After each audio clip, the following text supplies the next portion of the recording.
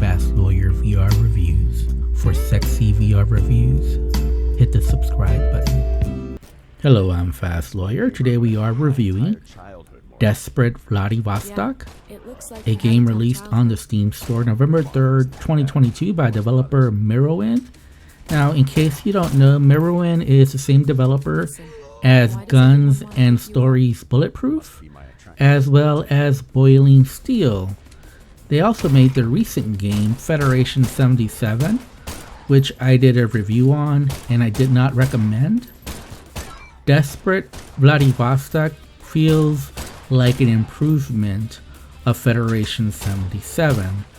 Let me give you some more details about Desperate Vladivostok. It normally retails for $15. It's on a release sale 10% off. It officially supports the HTC Vive and the Oculus Rift. I received a free Steam key through the Steam Creator Connect program to review this game, and I'm testing it out on the MetaQuest 2 using link cable. Desperate Vladivostok is running on the Unreal Engine. I only experienced one bug during my playthrough. I played this game for a little bit over an hour, and to be honest with you guys, I just didn't want to continue playing. This game just wasn't my jam. However, I could see some people definitely enjoying this game more than I did. Desperate Vladivostok is basically an on-rails bullet hell arena shooter. Like I mentioned, it's very similar to Federation 77.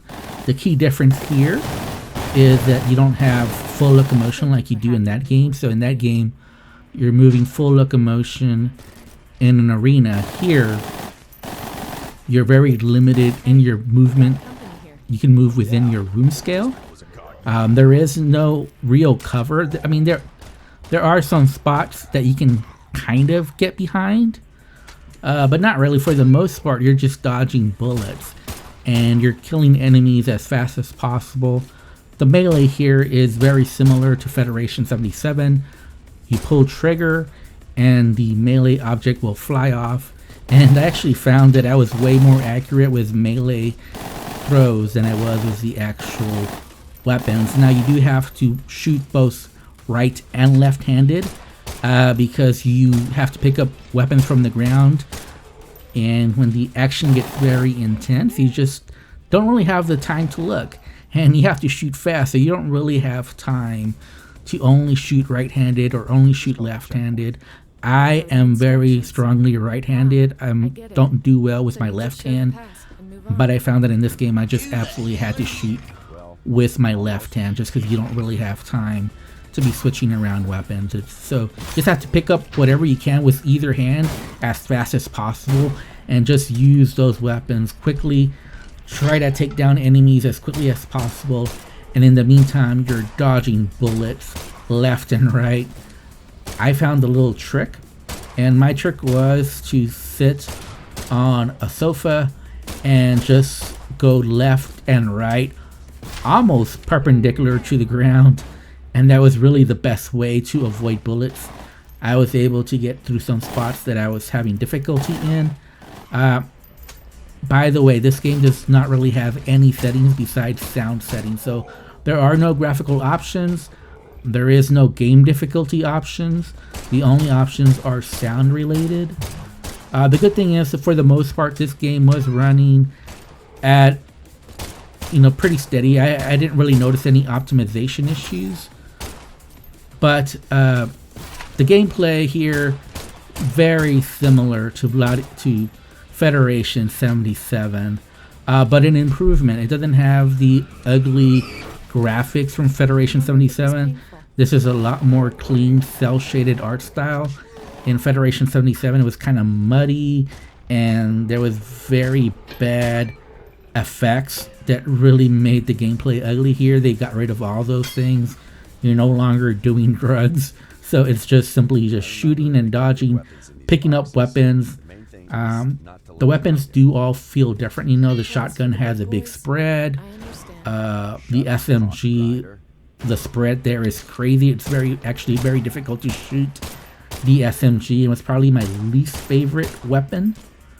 The handgun is pretty accurate. but obviously doesn't have many bullets, and you have to be very accurate with it. And then you have the full auto, which is a little bit better than the SMG. The spread isn't as bad, but it quickly runs out of bullets. And again, this game is just about quickly dodging, get this bullet time effect, so the bullet dodging is made a little bit easier with that, but you still have to be on target. You have to find your targets very quickly, be on target, kill fast, and dodge. And the checkpoints here are generous at times, but there were other places where the checkpoints are not generous at all, and it can be pretty tough to die in this game and not reach that checkpoint and have to do a large section of the game over again. I did not like that. I thought the checkpoints could have been more generous in this game. Overall, if I have to rate this game, I would give it a 6 out of 10. I think some people would appreciate this game more than I did, but for me, it was just pretty mediocre, and Merwin has just made much better games in Boiling Steel. Even Guns and Stories is a better game than this effort here. But it is challenging, and I could definitely see some people enjoying this game a lot more than I did. The price, I don't know if that's a justifiable price, because after 1 hour I just kind of want to quit. So I don't know how long this game is. I can't say there's not much of a story so far. It's pretty forgettable and generic. The voice acting isn't very good, so really it's all about the action here. And like I said, some people might really enjoy this because it is quite challenging. It is quite physical. Even after just about 30 minutes, I was starting to get sweaty from playing this game. So playing in an hour was quite difficult. Anyways, I'm Fast Lawyer. This has been my review. I give it a 6 out of 10. If you enjoyed my video, don't forget to like, comment, and subscribe. And as always, have a wonderful day. Goodbye.